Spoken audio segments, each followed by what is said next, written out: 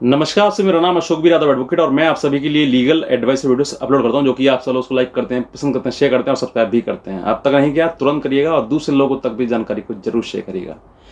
आज जो वीडियो है मेरा एक कोशिश है कि आपको कुछ समझ में आ सके कि वाकई हमसे कुछ गलतियां हो जाती हैं और उस गलतियों के बाद जो हम कहते हैं ना कि किसी मच्छर को मारना है या फिर उसको समझाना है, तो अगर आप उसको प्यार से समझा दें या उसको हाथ से ही मार सकते हैं, लेकिन आप जो है वो राइफल का इस्तेमाल कर लेते हैं तो गलत तरीका हो जाता है।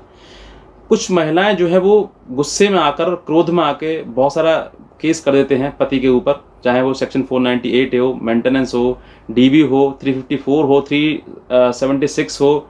ऐसे कई प्रकार के केस जो है वो पति के ऊपर और पति के परिवार वालों के ऊपर पत्नियां लगा देती हैं। उसके बाद मोस्ट कॉमन चीज़ जो समझ में आई है मेरे, कि बाद में लड़कियां कहती हैं सर गलती हो गई, सर मुझे पता नहीं था कि ये इतना परेशानी आ जाएगी, मैं तो ये सोच रही थी कि उसको थोड़ा झटका लग जाएगा, उसको थोड़ा समझ आ जाएगी और वो जो है वो समझ जाएगा, फिर बाद दोबारा गलती नहीं करेगा। ऐसे कई प्रकार की चीज़ें जो वो सामने आई हैं। तो आज मैं आपको यही बताना चाहता हूँ कि अगर पत्नी जो है सेक्शन 498A या मेंटेनेंस या डीवी कोई और किसी प्रकार के केस करती है तो थोड़ा सोच ले, समझ ले, इस वीडियो को शुरुआत से लेकर अंत तक जरूर देख ले, ताकि आपको बाद में पछताना ना पड़े। क्योंकि ये जो जीवन का साथ है दोनों का है, पति पत्नी का दोनों का है।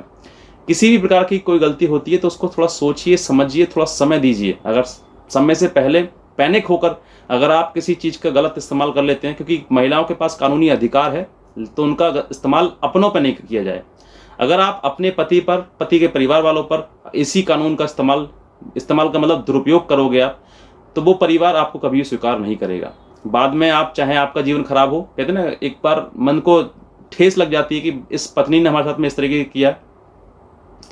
हालांकि मैं कहता हूं पति की सरासर गलती है, लेकिन कानून के द्वारा क्यों उसको ठीक करवाना? खुद अपने आप ठीक करो, आप उससे लड़ो भिड़ो, जो करना है करो, लेकिन कानून के द्वारा, पुलिस के द्वारा, कचहरी, कोर्ट, पूरे परिवार को परेशान कर देना उसके लिए, ये एक तरीका जो है वो बिल्कुल सही नहीं है। सही का मतलब कि कानूनी रूप से अगर देखा जाए तो बात कानून है तो कानून आपके लिए है, लेकिन बात करें एक फैमिली की, तो परिवार में अपनों के साथ में इस तरीके के व्यवहार नहीं होना चाहिए। अगर आपको उस घर में बिल्कुल रहना ही नहीं है तो बात अलग है, फिर आप सोचते हैं चलो ठीक है पनिशमेंट दें, जो मर्जी दे सकते हैं। लेकिन फिर भी अगर कहीं ना कहीं आपके मन में गुंजाइश है कि आपका पति है, उसे थोड़ा सा अगर आपके मन में प्रेम है, तो इस तरीके के हथकंडे अपनाना और बाद में फिर रोना पछताना कि सर मेरे से गलती हो गई। क्योंकि मेरे पास भी ऐसी बहुत सारे कॉल्स आती हैं, मेरे क्लाइंट्स भी हैं जो मुझसे कहते हैं सर हमसे गलती हो गई, अब हमें बताइए कि क्या करना है। अब मुझे तो रहना उसी घर में है, मैं पूरी ज़िंदगी भर क्या करूँगी, कैसे माँ बाप के साथ में काटूंगी मैं, जब मुझे तो उसी घर में जाना है। तो जब उसी घर में जाना है तो फिर ये इतने प्रकार के केस क्यों? अगर आपको पति, मान लीजिए मैं कहता हूँ पति बुरा है, ढूंढा तो आपके माता पिता नहीं है या आपने ढूंढा है उसको, जिस समय ढूंढा था उस समय ये चीज़ें देखते कि भाई उसका परिवार, घर परिवार कैसा है, कैसा नहीं है, उसका व्यवहार कैसा है। अगर गलत है तो अब गलत के साथ ही आपको उस धारा में बहना है जिस धारा में आप दोनों एक दूसरे के साथ में ठीक रह सकते हैं। अगर एक दूसरे का, अगर क्योंकि पति के पास कानूनी अधिकार कम है और पत्नी के पास ज़्यादा है, तो पत्नी ऐसा नहीं करे कि वो झूठे आरोप लगाकर उस पति के ऊपर गलत आरोप लगाते हुए उसके ऊपर केस करे। क्योंकि पूरे जीवन भर का खेल है ये एक दिन का, 2 दिन का, 3 दिन का नहीं है ये। जब पत्नी ये सोचती है कि सर मैं उसको डरा दूंगी, उसके ऊपर केस करवा दूंगी, तो हो सकता है वो सुधर जाए, सुधरने का मतलब कुछ नहीं, मतलब वो हो सकता है कि वो मेरे को रख ले। क्योंकि गलती तो कहीं ना कहीं महिला से होती है, लेकिन महिला गलती करने के बाद उस गलती को ओवरलेप करने के बाद के लिए जो है वो उस पर केस करती है। बहुत सारे ऐसे भी केस आते हैं कि सामने महिला जो है वो चरित्रहीन होती है। चरित्रहीन का मतलब कि पति के साथ साथ किसी और के साथ भी उसके नाजायज संबंध होते हैं। अब वो पति के पास उसका हालांकि सबूत तो नहीं होता, एविडेंस नहीं होता, लेकिन वो कहीं ना कहीं पति और पत्नी के बीच में है, बातें हैं, तो पति को वाकई पता रहता है, तो वो कहता है कि तुम ये सब चीज़ें कर रहे हो। तो दोनों के बीच में इस बात को लेकर झगड़ा होता है और फिर पत्नी ये कहती है कि मैं अब तुम्हारे साथ नहीं रहूंगी और मैं मायके में रहूंगी। मायके में रहने के बावजूद कई प्रकार के फिर केस कर देती है वो, क्योंकि वो बुलाने आता नहीं है, उसको बुलाने इसलिए नहीं आता क्योंकि वो कहीं ना कहीं गलत है। और जब गलत है तो वो महिला अपनी गलती नहीं मानते हुए वो उस पर और झूठे मुकदमे कर देती है। तो ये सरासर गलत है। अगर आपने गलती करी है, ऐसा कोई गलत वाक्य आपके सामने आया है और वाकई है, तो वो उसको स्वीकार करते हुए, माफी मांगते हुए उसको खत्म करिएगा। ये नहीं कि आपने गलती कर दी तो उसके बाद गलती पे गलती आप करते जाएंगे। पहली गलती आपने ये करी कि आपके साथ नाजायज संबंध किसी के हुए, दूसरा फिर आपने इस गलती ये कर दी कि आपने 498A, मेंटेनेंस, डीवी और भी कई प्रकार के केसेस जो है उसके ऊपर लगा दिए।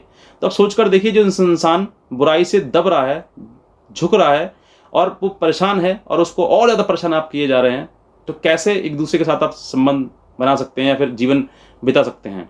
तो यहाँ पर तो मैं कहता हूँ कि ये पूरा जीवन जो है, जिस पत्नी के किसी दूसरे के साथ नाजायज संबंध है, वो तो पूरा जीवन नरक ही काटेगी। वो कभी स्वर्ग में नहीं जी सकती, ना आप कभी सुख शांति से जी सकती है।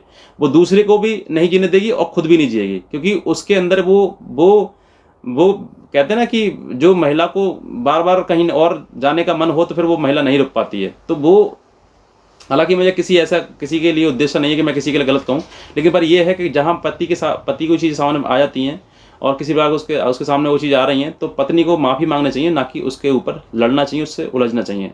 और रहा साथ जीवन का, तो जीवन तभी बन सकता है जब आप दोनों की सोच समझ और कार्य दोनों के एक दूसरे के प्रति हों। अगर प्रतिकूल रहेंगे या अलग अलग रहेंगे तो फिर तो लड़ाई लड़ाई जाएगी, कोर्ट कचहरी होगी, पूरा जीवन आपका यूं ही बर्बाद होना है और कुछ नहीं।